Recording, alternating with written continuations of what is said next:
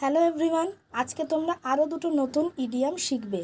তো বিগত ক্লাসে আমি বলে দিয়েছিলাম বিগত শর্টসে যে ইডিয়াম কি। তো আজকে যে দুটো নতুন ইডিয়াম আমি তোমাদের বলবো তা হচ্ছে 1 নম্বর fish out of water. Fish out of water মানে কি মাছকে জল থেকে বের করে দেওয়া?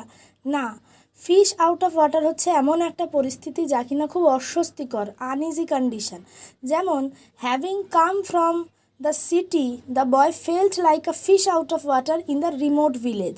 প্রত্যন্ত গ্রামে ছেলেটি শহর থেকে এসে একটা যেন অস্বস্তিকর পরিস্থিতিতে পড়ল। সেকেন্ড হচ্ছে অ্যান অ্যাপেল পাই অর্ডার। তার মানে কি আপেলের মতো কিছু করা? না, অ্যাপেল পাই অর্ডার হচ্ছে একদম সাজিয়ে নিপুণভাবে রেখে দেওয়া। Being a bookworm, Rita keeps her books in an apple pie order. বইয়ের পোকা হওয়া মানে বইয়ের প্রতি আসক্ত হওয়ায় রিতা তার বইগুলি খুব সুন্দরভাবে সাজিয়ে রাখে। তো অবশ্যই